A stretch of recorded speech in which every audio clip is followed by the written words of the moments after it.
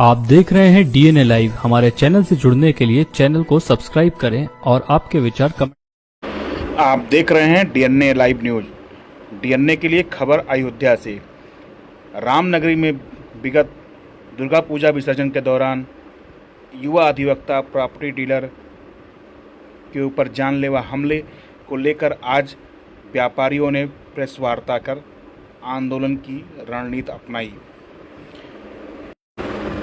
भाजपा नेता आलोक सिंह के ऊपर प्राणघातक हमला होने के बाद कल देर शाम तहरीर मिलने के बाद पुलिस ने एफआईआर दर्ज कर दिया है। एफआईआर दर्ज होने के बाद व्यापारी आंदोलित हो उठे। व्यापारियों को कहना है कि एफआईआर में अनूप कुमार गुप्ता को फर्जी फंसाया जा रहा है। देखिए क्या कुछ कहा व्यापार मंडल के व्यापारी नेताओं ने व अनूप कुमार गुप्ता ने। विसर्जन विजयदशमी वाले दिन जो ये घटना हुई है, ये दुखद घटना, हम इसकी निंदा करते हैं। आलोक सिंह पे जो गोली चलाई गई है वो भी उसके लिए हम लोग उसके प्रति मानवता है, वो ठीक होकर हम लोगों के बीच में आए।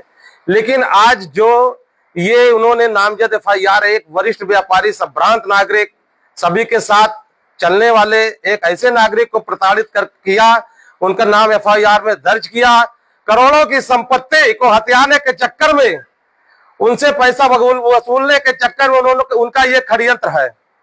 इनकी व्यापार मंडल घोर निंदा करता है। ये हार्ट के पेशेंट है, मरीज है, दवा इनका निरंतर डेली डे टू डे चल रहा लखनऊ से। अगर इनको कोई भी समस्या हुई तो उसका पूरा जिम्मेदार जिला प्रशासन होगा, पुलिस विभाग होगा। व्यापार मंडल ये निर्णय लेता है, अगर 2 दिन के अंदर इनका नाम नहीं हटाया गया तो आंदोलन के लिए रणनीति बनाएगा और हम लोग कोतवाली घेराव करेंगे, जिला प्रशासन घेराव करेंगे, बंदी करेंगे, जिला बंदी करेंगे, मुख्यमंत्री के यहाँ तक जाएंगे। इसके लिए हम जहां तक जा सकते लड़ाई लड़ेंगे। ये सत्य और असत्य की लड़ाई है। इसकी हम लोग पूरा व्यापारी समाज इसकी घोर निंदा करता है।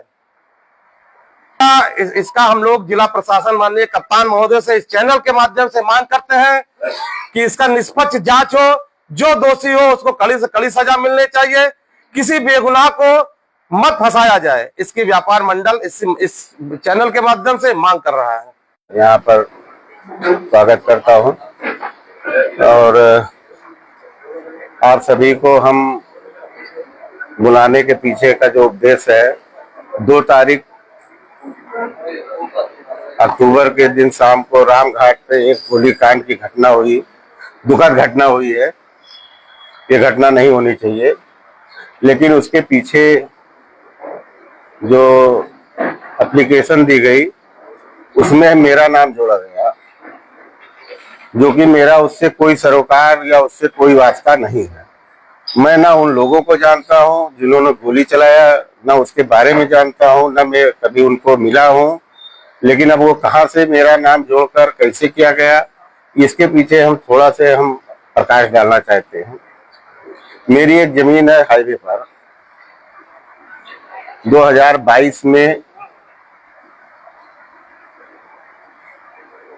उस जमीन पर एक स्टे आया। स्टे विजय बहादुर बनाम महर्षि विद्यापीठ के नाम से वो स्टे आया। उस स्टे में जो दावा किया गया कि ये जमीन 2003 में, अभी कहाँ है, 3 में एक एफिडेविट दिखाकर कि 2003 में महर्षि विद्यापीठ के भूदेव शुक्ला जी ने इस जमीन को एग्रीमेंट के रूप में विजय बहादुर को 11,000 रुपया देकर एडवांस उसको एग्रीमेंट किया गया। 2003 का वो एक एफिडेविट रखा गया था, तब से 22 में उसका इस्तेमाल किया गया। इस पर जब महर्षि वालों ने आपत्ति की, वो अपना हाजिर हुए कि ये जमीन हमने फला अनूप कुमार गुप्ता मंगलम होटल के नाम से हमने 2016 और 2018 में बैनामा कर चुके हैं। जो बैनामे के लिए रोक लगाई गई है वो निराधार है और ये एफिडेविट में जो दस्तखत है या जो भी है वो सब फर्जी है, जिससे मेरे संस्थान का कोई लेना देना नहीं है। बहस होने के बाद में वहां से वो खारिज होता है। ये जिला जज महोदय किया जाता है, वहां से ये खारिज होता है। हाई कोर्ट जाता है, वहां से ये खारिज होता है। सुप्रीम कोर्ट जाते हैं, वहां से ये खारिज होते हैं। वो 10 रुपए के स्टाम्प को लेकर मुकदमा चल रहा था, जो आज भी सिविल जज जूनियर डिवीजन सेकंड के यहाँ है। हमारा अपना बैनामा था, हमारी खतौनी थी, हमारा नक्शा पास था, सारे एनओसी मेरे पास थे। मेरा होटल का निर्माण हो रहा है लगभग पिछले 1.5 साल से। इधर 2 अगस्त को एक नया दावा पेश किया गया मुंसिफ 5 के यहाँ, जिसमें यह दिखाया गया कि इस जमीन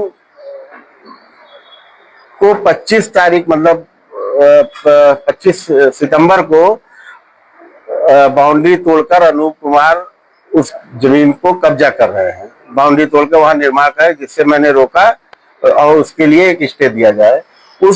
उस आधार पर उनको स्टे मिल गया एक तरफा। हम लोगों को जब पता चला, हम हाजिर हुए। वो स्टे मात्र 3 दिन में ही खारिज हो गया, क्योंकि एक ही नेचर पर, एक ही उस पर आप 2 मुकदमा अलग अलग कोर्टों में नहीं कर सकते हैं। और इसके लिए हमने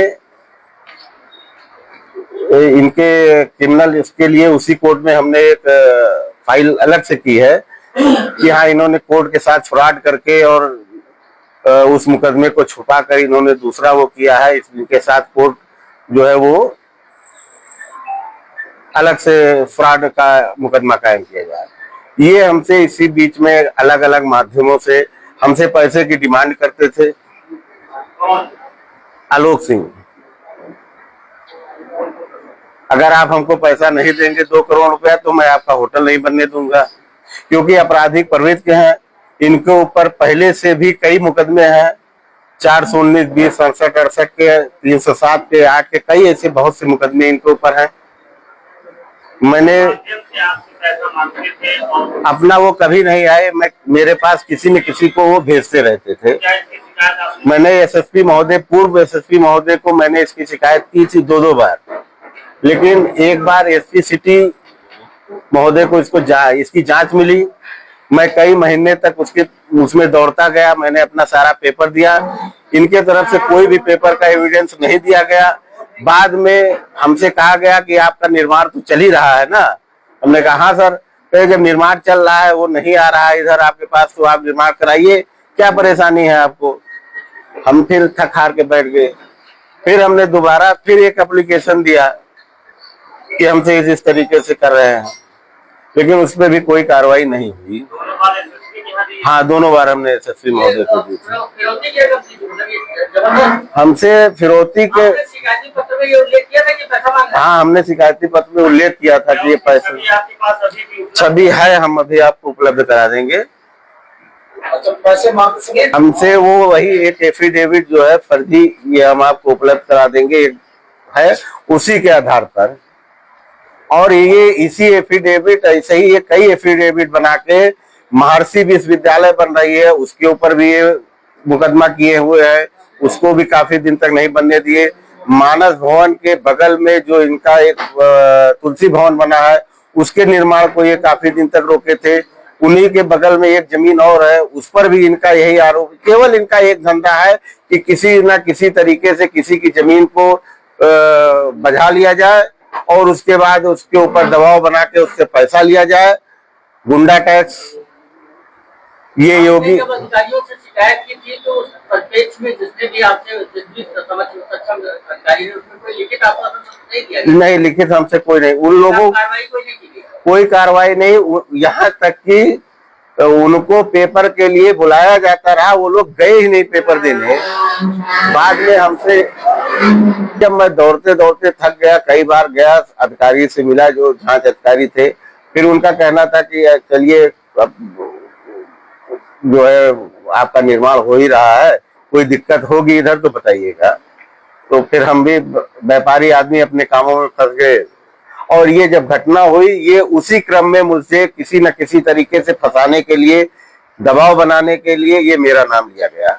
मैं उसको चेहरे से ना नाम से जानता हूँ, पहली बार मैं उसका नाम सुना हूँ जब एफआईआर मेरे हाथ में आई। मैं किसी को नहीं जानता हूँ। मेरा सीडीआर निकाल लिया जाए, उनके किसी भी परिवार से कभी भी, मतलब जब से मोबाइल का वो आविष्कार हुआ है, शायद किसी से बात हुई हो तो वो निकाला जाए। अगर मैं षड्यंत्रकारी हूँ कभी तो कभी कोई बात किया होगा। वजह यही है, केवल धन उगाही, गुंडा टैक्स, पुराने विवाद में आपको दबाव बनाने के लिए ही ये सारे।